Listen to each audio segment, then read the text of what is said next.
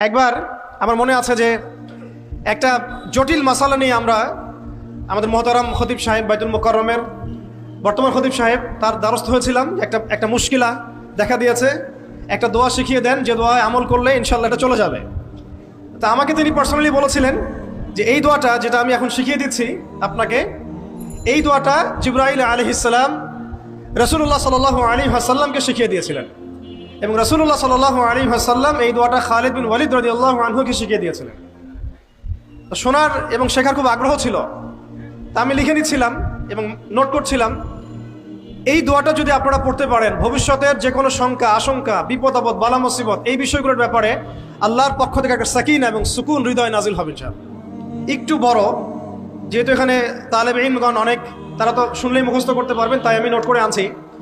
এবং জ্ঞান তো লুকিয়ে রেখেও লাভ নাই, প্রচার করলেই লাভ, আপনারা আমল করলে আমি নাকি পাবো ইনশাআল্লাহ। তো এই দোয়াটা হচ্ছে আউযু বিকালিমাতিল্লাহি তাম্মাতিল্লাতি লা ইউজাবিজুহুন্না বাররুন ওয়ালা ফাজির মিন শাররি মা খালাকা ওয়া যারআ ওয়া বারআ ওয়া মিন শাররি মা ইয়ানজিলু মিনাস সামাই ওয়া মা ইয়া'রুজু ফিহা ওয়া মিন শাররি মা যারআ ফিল আরদি ওয়া মা ইয়াখরুজু মিনহা ওয়া মিন শাররি ফিতানিল লাইলি ওয়ান নাহার ওয়া মিন শাররি তাওয়ারিকিল লাইল ইল্লা তাওয়ারিকা ইয়াতরুকু বিখাইরিন ইয়া রাহমান। এই দোয়াটার উপর আমল করতে থাকেন, দেখেন ভবিষ্যতের আশঙ্কা দূর হয়ে যাবে ইনশাআল্লাহ। আল্লাহ পাক আমরা সবাইকে 4টা গুণ হাসিল করার তৌফিক দান করেন।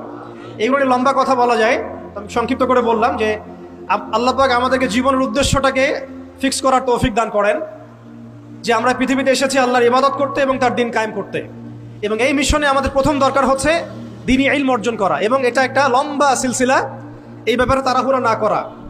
এবং 3 নাম্বার, বুজুর্গ ওলামায়ে কেরামদের সোহবতে থেকে দ্বীনের জ্ঞান হাসিল করা। এতে করে জ্ঞানের সাথে সাথে আধ্যাত্মিকত্ব হাসিল হবে ইনশাআল্লাহ। আর আধ্যাত্মিকত্ব হাসিল না হলে বাইরের চোখ দিয়ে যদি আমরা দেখি, তাহলে এই বিশ্বটাকে চিনতে বুঝতে এবং সমাধান বের করতে আমরা বেগ পাবো। এবং কোনো কোনো ক্ষেত্রে আমরা সত্যকে মিথ্যা মনে করতে পারি, মিথ্যাকে সত্য মনে করতে পারি। আল্লাহ পাক আমাদের খিদির আলাইহিস সালামের দৃষ্টিভঙ্গি দান করেন, আমিন। আর 4 নাম্বার, প্রত্যেক তালেব ইলমের এবং যারা আল্লাহর পথের সেনানী হতে চান বা হতে চাই, আমরা মুজাহিদ হতে চাই, মুবাল্লিগ হতে চাই, মুহাদ্দিস হতে চাই, বা দ্বীনের পথে আমরা শহীদ হতে চাই, এই তামান্না যাদের আছে তাদেরকে 4টা গুণ হাসিল করতেই হবে। আল্লাহ পাক তৌফিক দান করেন।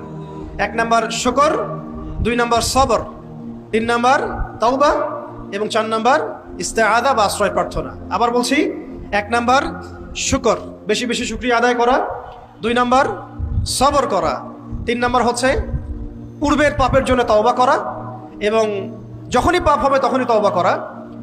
ওলামায়ে কেরামগণ বলেন যে সকাল সন্ধ্যায় সাইয়্যিদুল ইস্তিগফার কখনো না ছাড়া, সকাল সন্ধ্যায় সাইয়্যিদুল ইস্তিগফার কোনো অবস্থায় যেন না ছাড়া। এটা নিশ্চয়ই আপনাদের মুখস্থ আছে।